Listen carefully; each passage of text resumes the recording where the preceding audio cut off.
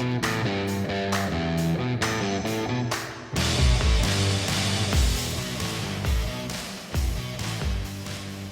right, all right, all right. Justin, how are you, man? Livin. I'm living, baby. How are you doing? I'm doing well, man. Doing well. We are back with another fresh episode. I'm excited to dig into this one with you. I'm excited, man. I know we tried to record a little bit what was it, last week or the week before? We're having a little bit of internet issues, so I'm really happy that we're back. We figured out all the little issues and stuff, and we're back on the pod, man. Yeah. We hope we figured it all out. We will see. We will see as we get in if I have any more issues on my end or not. So we'll strike while the iron's hot and just dive right in for everybody if that's cool with you. That works for me. Let's do it. Awesome. So yeah, up to this point, we've had 5 episodes, and really all of our focus across these first five were really talking about the early stage motions behind setting up an enterprise go-to-market team and how do you partner ABM, enterprise sellers, right? We talked about what are the goals you should be working towards? How do you define ICP versus target accounts? We had a great chat with Tyler in our last episode from Clary, talking about how a team can go about selecting the named accounts or a target enterprise account. So, I thought today, now that we laid this groundwork, and let's just say everybody has their account set, everybody's chomping at the bit to go to work in these. I figured, the next thing we can do is just kind of have an open discussion about what is it that ABM actually does, right? So we think about the Bobs from Office Space. So what what would you say you actually do here, Justin? I want to have that chat today. Right. So, just to preface this, Dustin, this is the first time he's asked me this question. So, we did not prep for this. He said, "Hey, I got some questions for you. Let's go ahead and prep." And I was like, "Nope. Let's just go off the rip. Let's put me on the spot. Put me on the hot seat. What do you actually do here?" So, there's so many things that ABM can do. Honestly, like the cool thing about today is like there's just so much technology out there that you could do so much. However, the thing is like you can't let technology run your strategy. You can't let technology like be the center of what you do. Like you got to have some actual strategy, some actual like, can you do this without the technology stuff? Um, I think Redgate taught me a lot of that because I started in the marketing tech space. And so I had all this technology that I knew how to run and I knew the strategy behind it, and how to build the strategy first. But like I had at my fingertips so much technology.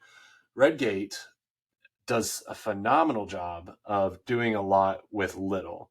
And so to kind of, to answer your question is that ABM is if done correctly, like a tripod, whereas ABM and BDR together, the ABM person is that personalized firsthand marketing resource, like at the AE's fingertips. And I can provide you everything from the data that you're not able to see in Salesforce. I'm providing you all of the intent engagement data, helping you focus your attention on the right accounts, the right contacts, helping you see the full buying committee that we should be engaging.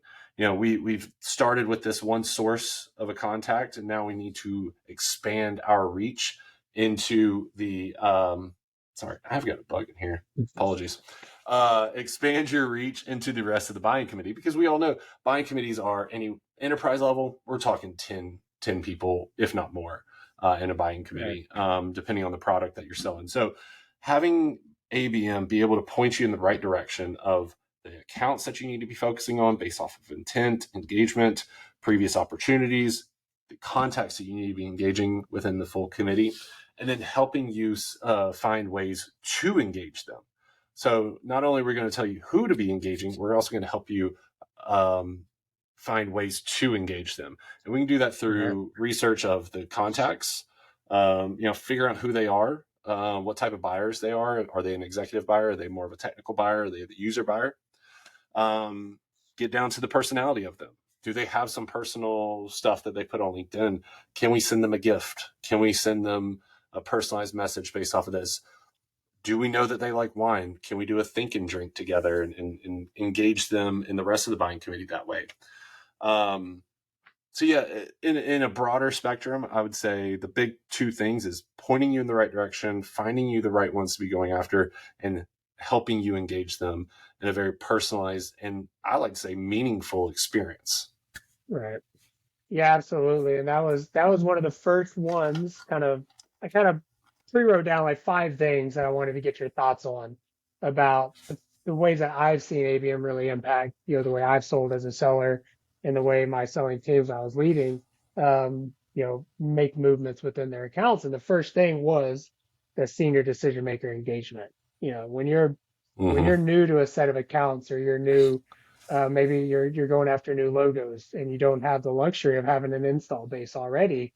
One of the first things we have to do as a team is we have to build awareness in these accounts, right? We can't just go, or you can Yep. start just cold calling right out of the gate, but it's a lot easier when there's a little bit of brand awareness and there's some senior decision makers who've at least been engaged in some standpoint. So that's one of the first things that I think is very valuable is that senior decision maker engagement. And I think you just rattled off a couple examples of things that you've done in the past and things that you've looked for as well.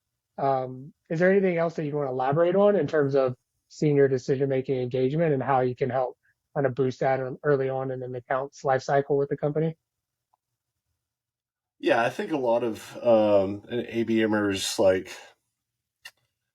go to tools is advertising. We live in a world where we could do so much advertising and get pretty granular to who we want to target.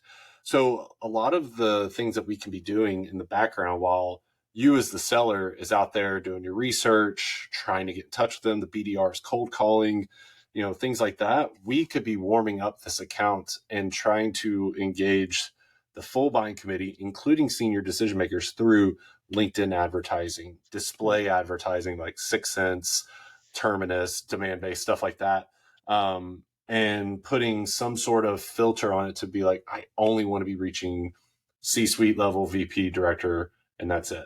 So we can really get that buying committee engaged there.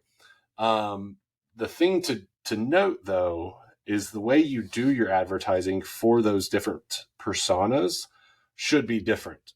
What C-suite cares about is not the same thing as the director, Right. and what the VP cares about is not the same thing as the C-suite.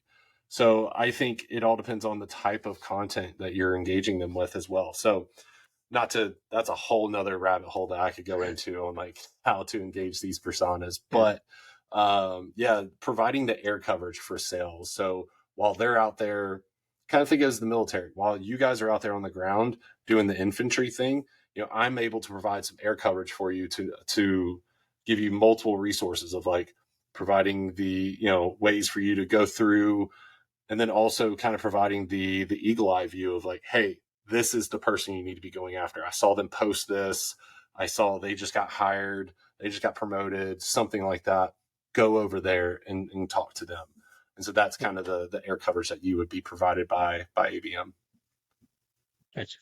Yeah, absolutely. And like you said, there's a lot of different ways you can go about doing it. I think the key thing from a seller's perspective, for all the sellers out there listening to this who haven't partnered with ABM before, is this is where it's important to bring them in early into these accounts. It's not, hey, I need Mm-hmm. ABM because I have this deal and I need this proposal and we'll get to all this later. But it's like this is why it's important to when you're shaping your initial strategy for an account is to bring your ABM counterpart in there and leverage some of that data that they have and let them help you build that brand awareness. Let them help you get some of that engagement through other channels outside of your natural prospecting, which is going to segue into my second Yeah. thing that I want to talk to you about, which is the actual pipe gen efforts, right? So for PGM, typically most people out Yep. there, we think about PG, you're thinking, I'm a seller, maybe you have a tool like Outreach or SalesLoft, you have your sequences built out, and you're just executing, right? You're emailing, you're cold calling, you got LinkedIn, maybe you're doing video messaging. You have these like core four channels that you probably are leveraging. And I think a lot of sellers just think that, hey, we're on an island when we do our pipe gen because, it is at the end of the Yep. day, it's our pipeline. Most organizations, this is a whole other thing that we can argue, and we've kind of touched on in previous episodes already about should ABM have a pipe target? Should there be a number associated with them in terms of, contributing specific pipeline and named accounts? But how are some ways that you've seen outside of that, just, the LinkedIn ads and the brand awareness? What are ways that enterprise sellers can lean into ABM to get some support around that actual like pipeline generation execution, like the actual execution efforts? Yeah. So two ways come to mind immediately. One is the Intel side, having that constant communication between the AE and the ABMer on what's trending right now, digging into your strategic accounts and identifying what are they even interested in. Because if they're a strategic account, they should have some level of engagement, whether with us Yeah. or with our market. They should have some level of intent. All right. That shouldn't be the primary factor, but they should have some level of intent there. So we need to be digging in to understand what exactly are they engaging on our website about. What competitors are they showing the most intent around? What topics, if we have multiple topics, multiple solutions that we could be providing, what solutions are they most engaged with? So there, for you as the seller, that takes your pipe gen efforts from just spray and pray and just hoping that you're going to throw out that wide cast net in hopes of catching that great white shark, but you're really just going to be catching a lot of crappie. Instead, I'm going to help you go spear fishing, and we're going to be able to shoot, directly at the fish that we want to get, by knowing what are they most interested in, what are what competitors do we need to combat there. So that's helping right there in terms of an execution level. The things that we could be doing in the background to help you, one of my favorite things is small workshops, small events that are invite only, that are no more than 20 people at most, and it's only target accounts that attend this. I want a customer and or a solutions engineer on this call, and we're running workshops around, maybe, out of all of the AEs and their strategic accounts, we start noticing trends around, for my product. All right, I work at 360 Learning. We're a learning management system. All right, if I see that all of my strategic accounts, there's 50 of them, 28 of them are showing high intent around onboarding, and no other topic has really got that much heat right now outside of onboarding, I'm going to figure out a way to put on a workshop around how to efficiently onboard remote learners. That's the first thing I'm going to do, because that is such a hot topic right now. Everybody's remote these days. How are you going to onboard these people? And I want to have one of our top customers who's doing this effectively through our platform to come host a workshop. Now, I'll make sure that there are no competitors of theirs that are on this or anything like that. But then I also want one of our solutions engineers on there. And this is going to be able to host. And sorry, sellers, but you're not going to be invited to this. I don't want you guys there. Not because anything against you, but I want the people to feel comfortable to ask questions, to chime in, to really talk and engage. While that's going on, I'm accumulating all this data, and I am sitting here understanding, okay, company A, they're asking this question. Company C over here, they're asking this question. And then I can provide that intel back to you. So now we've done two things.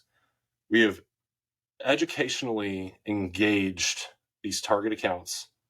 We have three things, positioned ourselves as a resource and a partner. And then I've now accumulated data for you to be able to personalize your outreach to them. So those Yeah. are two big things between the Intel and the small workshops, I think, are some of the best things that ABMers can do to help sales. Yeah. Yeah. I mean, those workshops that's a pipe gen effort in itself. right? That's Yeah. its whole pipe campaign right there. And then the second one, yeah, I think that's a good shout is, before it goes back to that strategy piece, right? Like when you're shaping your pipe gen strategy and you're thinking about, your pipeline reconciliation plan, like how are you filling your pipeline with these key accounts? Yeah, you can go and just, maybe have four key personas that you sell to and just go at them all with persona-based messaging and hope it lands, or you can look at the data and the intent, maybe have Sixth Sense if you're fortunate enough to have a platform like that and really understand what is the intent behind these accounts.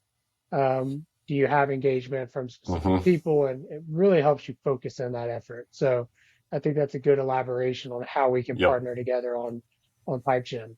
Um, so one of the other pieces I want to talk about, I got three more here, so I'll kind of go through them real quick. But the next one is let's talk about deal acceleration. So, sometimes there's, deals tend to, you know, if we do our job right as a seller, they shouldn't have a lot of stall in them. But at the end of the day, things happen, right? We've seen, I mean, how many companies have we seen go through rifts and reorgs and restructures and people move? It happens all the time. Like there's some things that as a seller, Hmm. it's outside of your control and these things happen. Sometimes deals stall or they lose a little bit of momentum. Um, can you touch on deal acceleration and the way that ABM can be leveraged once a deal is in flight? Yes.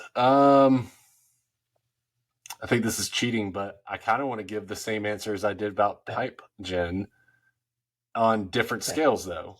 Um, because I just think the events are so powerful, but in a deal acceleration, it needs to be a one-to-one basis. We need to have a customer or two Right. meeting with this potential customer. No, there's no more powerful tool than your actual customers talking to potential customers. Like people want to hear how they're getting impact from your solution, and you can show them G2 crowd reviews, and those help. Those really do. I think it's a powerful tool, but hearing firsthand, and you can set them up with a cool think and drink together, have conversations. This is a type of event that I would say an AE needs to be on, Yeah. along with the solutions engineer, and have a roundtable of a conversation. But the two people that need to be talking the most are the customer and the potential customer. They need to be engaging the most and talking and sharing what's worked, what didn't work. You can kind of prep the customer to be like, all right, they are on this competitor now. They're looking to make a switch. You did the same thing. Kind of throw in Yeah. like, why did you switch? Stuff like Right. that. So that's one thing to help with deal acceleration there. A third thing or a second thing is I think your executives engaging, setting up time, whether that be a virtual event, whether that be, things are really lifted now, people are traveling more, go see them. Bring your executive with you, have a dinner, do something like that. That's something that we could set up and work on, or just having some sort of like email come out from the executive reaching out. I've even done in the past where I've had the executive record a video, personalized video to a potential customer and send that off, and that was very impactful. So executive engagement is huge right there. And then third, kind of goes back to the intel. Um, Not just knowing what they're most interested in, because at that point you should know Yeah. what they're interested in.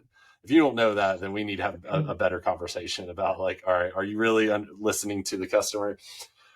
But what sometimes stalls is that you as the seller don't always know that there's another competitor in the mix.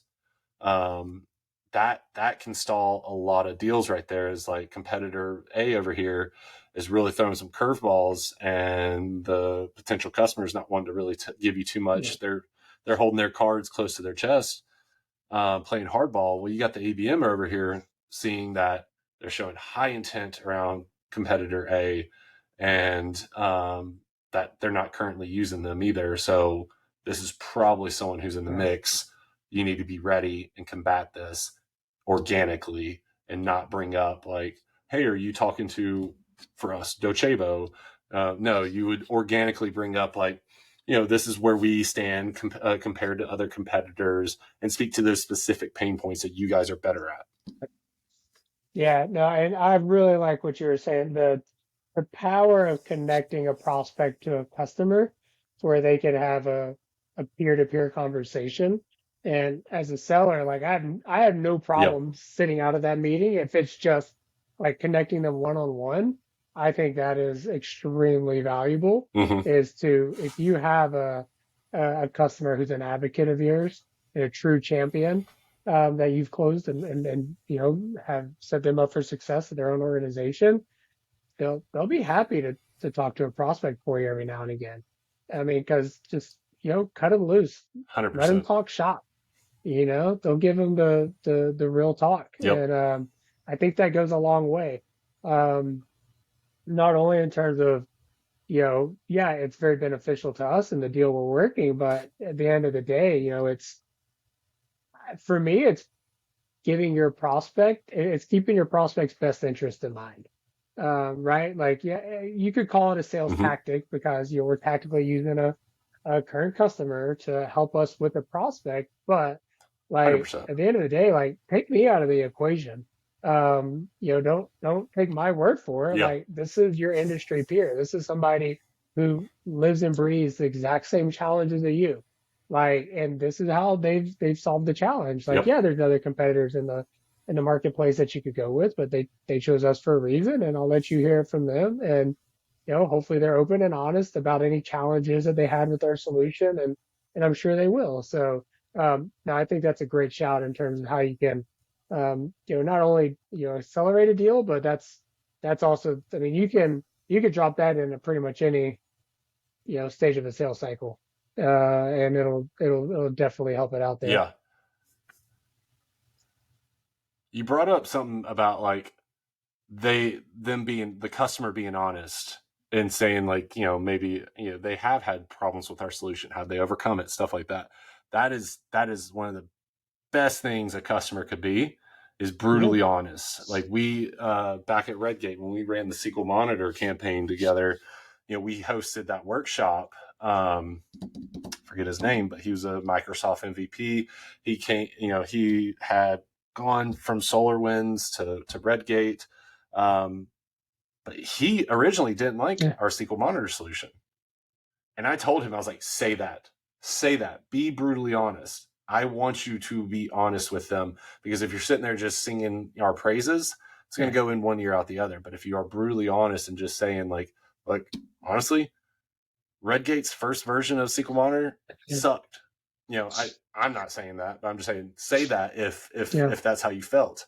But guess what? They improved the product, and now it's like my favorite tool, and I'm never not going to use it. Things like that is what I want them to say, because then that makes us look like we are genuine and we are authentic and being real with them, and not just trying to really like inflate the numbers. yeah. Okay, so I got one more that I want to dig in with you. I had two, but out of the interest of time and trying to keep these under 30 minutes. I was going to talk to you about like the proposal Yeah. and close stage, but my summary on that one is there's Yeah.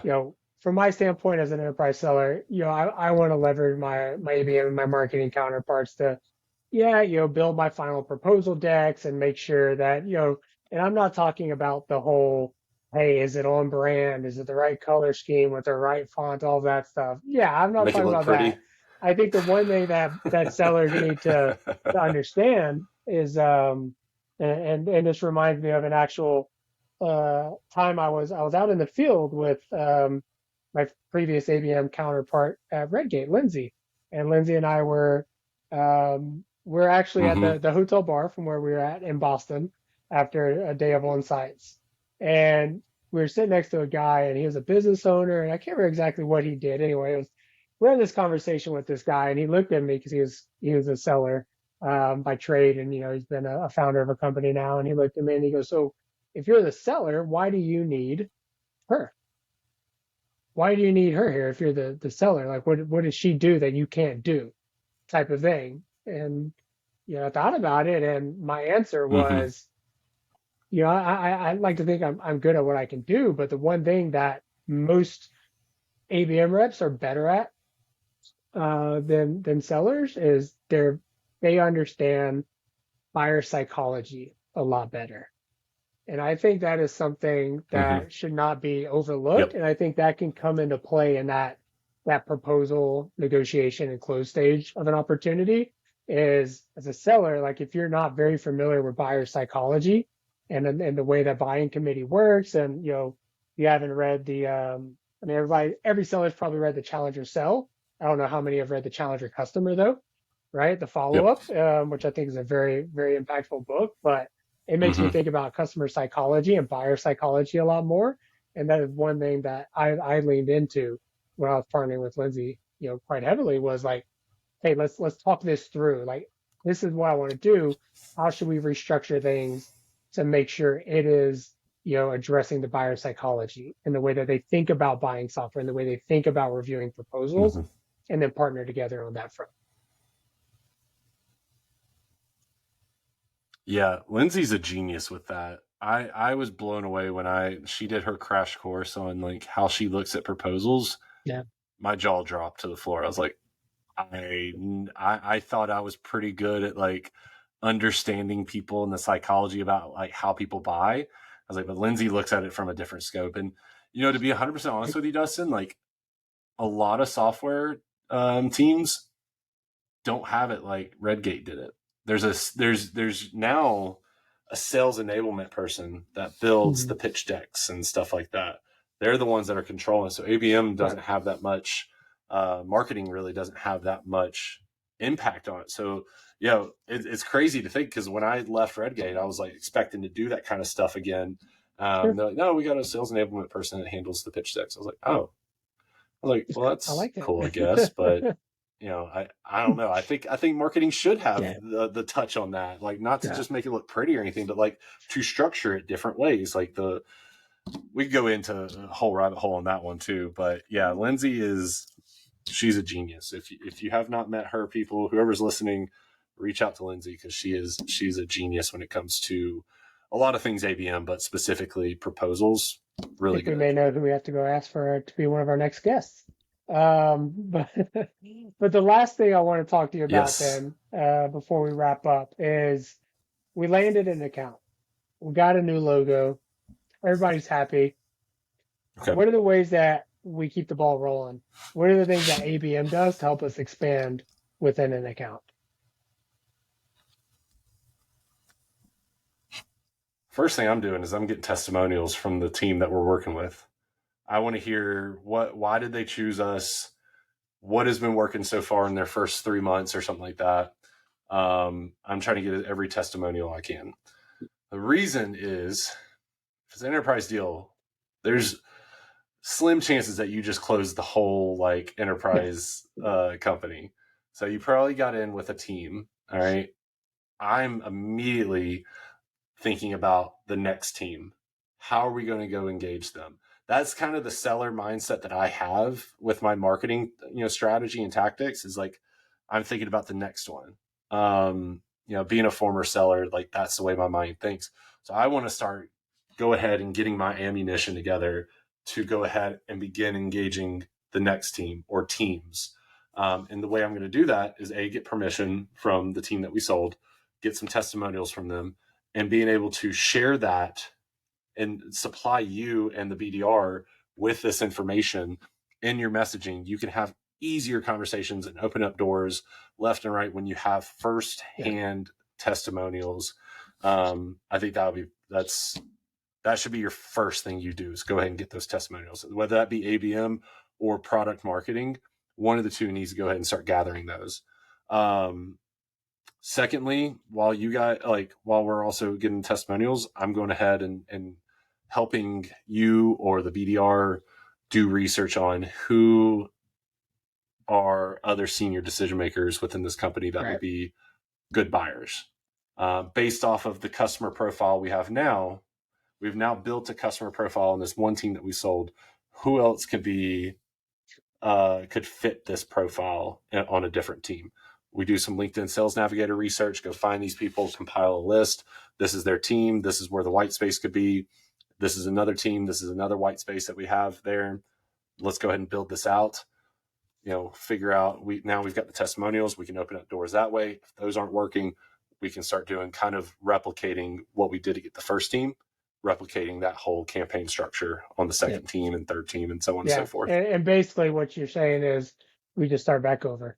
Right? We go back to engaging new senior decision makers. You go back to the pipe gen effort, right? It's just, hey, now in your pipe gen efforts, you have an internal case study that you can reference. Yep. It's going to land way better than anything else. You could go do lunch and learns on site.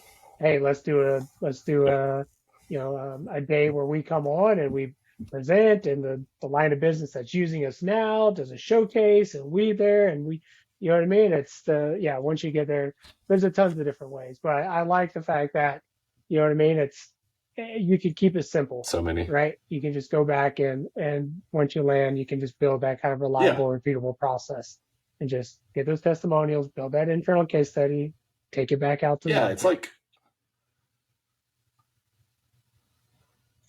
It's like a science or math equation or something like that. Once you've gotten the solution or the answer, the first landed deal, go try to apply that equation to the next one. If it doesn't work, all right, you need to reformulate a little bit, but you still have the foundation of what can work, right? Because you've already studied what all the pain points and challenges are for the company as a whole.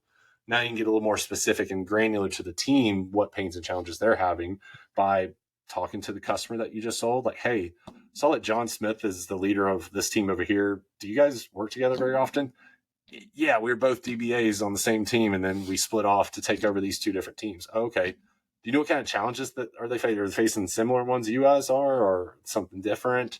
Like asking questions like that for first party data, and then going ahead and utilizing that ammunition and talking to John Smith over there. So I can ramble on. No, it's all good, man. It's all good. Thanks, Justin. I appreciate you kind of taking these one at a time off the cuff. I know you didn't prepare any of these responses to the 5 things I had kind of prepared to talk about, so I appreciate it. But hopefully now that at least paints a better picture for people who aren't familiar with how we actually work together in a selling cycle, from just engaging an account, brand awareness, to building pipeline, moving deals down funnel, closing and expanding. There's not a step in an account's life cycle that ABM shouldn't be a part of, from my perspective, right? It's not from enterprise sales, when it comes to it's from step 1 to step 2000. Like, it's every step of the way.